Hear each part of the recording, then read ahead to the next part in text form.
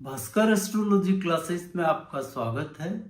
साथियों, आज हम बात करेंगे मंगल यदि मेष राशि में बैठा हो।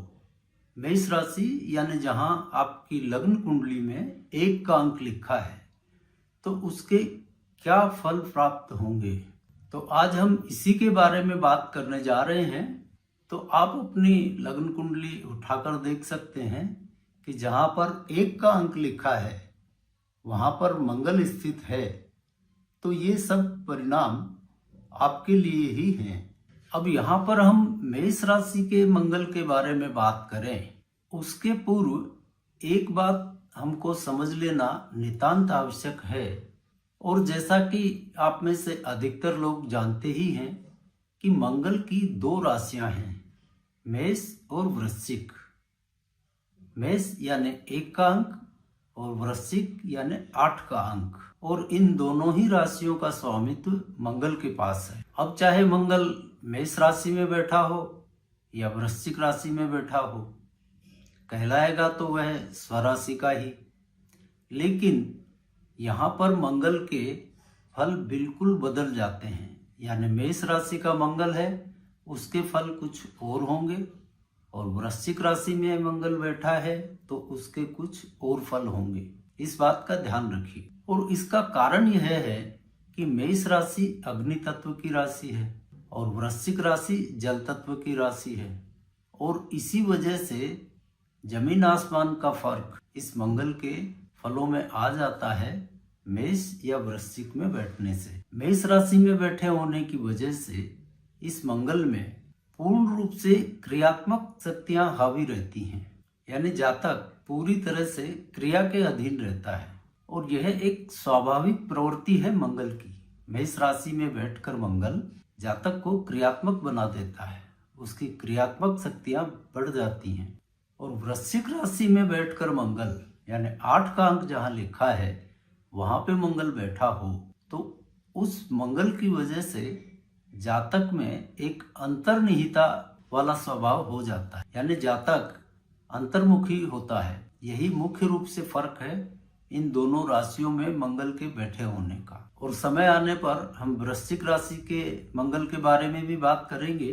फिलहाल तो हम बात करते हैं मेष राशि में मंगल बैठा हो तो उसके क्या फल मिलेंगे। जैसा कि हमने अभी कहा कि मेष राशि अग्नि तत्व की राशि है, तो मेष राशि में बैठकर यह मंगल जातक के अग्नि तत्व को सक्रिय कर देता है, और इस वजह से जातक में थोड़ा संतुलन गड़बड़ाता है।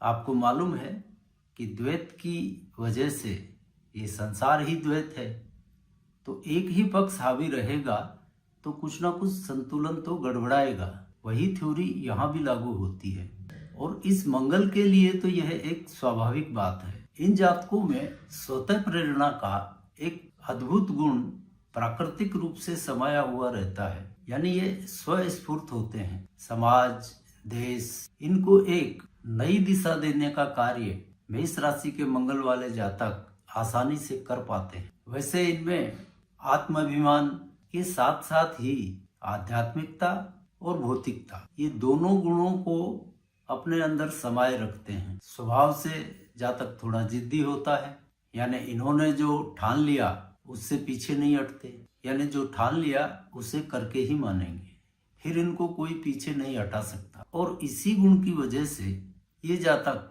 फालतू की बातें नहीं करते, मैं ये करूंगा, मैं वो करूंगा, इसमें नहीं उलझते, बल्कि इनको जो करना है वो कर गुजरते हैं। कर्म करने में विश्वास रखते हैं, कोई ढिंढोराबाजी नहीं करते, खाली घोषणाएं नहीं करते, कर देते हैं। अपनी बात को घुमा फिरा कर कहना इनको अच्छा नहीं लगता, और ये गुण भी इनमें नहीं होता कि इधर उधर की लगा के अपनी बात को कहें, बल्कि जो कहना है वह स्पष्ट और सामने वाले के मुंह पर कह देते हैं। और इसी वजह से कभी कभी लोग इनकी बात का बुरा भी मान जाते हैं, और इनके बारे में एक धारणा बन जाती है कि अमुक आदमी बहुत मुंहफट है। इन जातकों की सोच ज्यादातर अपने स्व के बारे में होती है, यानी अपने आप की ज्यादा सोचते हैं, दूसरों के बारे में ये ज्यादा सोच नहीं पाते हैं। अब इसको इस तरह भी आप समझ सकते हैं कि जैसे इनको अपने शरीर की देखभाल बहुत अच्छी लगती है। अपने शरीर के बारे में सोचेंगे, जिम जाएंगे, व्यायाम करेंगे, यानी शरीर का पूरा ख्याल रखते हैं, सज संवर कर रहेंगे, अपने मान सम्मान के प्रति ज्यादा सजग रहेंगे। और मान लीजिए यही मंगल कहीं नक्षत्र स्वामी हो, यानी इन जातकों का जन्म मृगशिरा, चित्रा या धनिष्ठा नक्षत्र में हुआ हो, तो फिर ये शारीरिक रूप से बहुत मजबूत होते हैं, कद काठी और शरीर इनका सुगठित होता है। और यहाँ जो ज्योतिष में कम जानकार लोग हैं उनके लिए बता देते हैं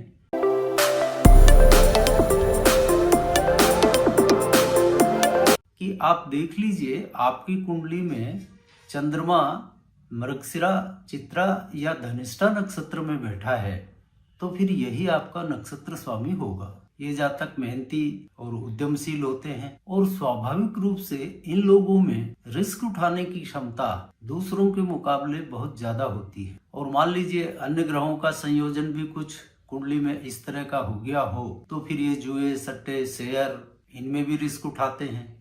अब नफा नुकसान तो अन्य ग्रहों के हिसाब से ही होगा, लेकिन इनमें क्षमता से अधिक रिस्क उठाने की आदत इस मंगल की वजह से होती है। यानी मेष के मंगल का यह एक साधारण गुण है। अब शिक्षा के बारे में बात की जाए तो मेष का मंगल शिक्षा के मामले में कोई बहुत ज्यादा सहयोग नहीं करता है, परंतु एक बात पक्की है कि यदि प्राथमिक शिक्षा, और प्राथमिक से यहाँ हमारा मतलब है हायर सेकेंडरी या ग्रेजुएशन तक, अन्य ग्रहों की वजह से यह शिक्षा पूर्ण हो जाए तो फिर यह उच्चतर विद्या करवा देता है। उच्चतर विद्या से यहाँ हमारा मतलब है पीएचडी हुआ और पीजी के जो भी कोर्सेस होते हैं उनके अंदर यह बहुत अच्छी सफलता दिलवा देता है।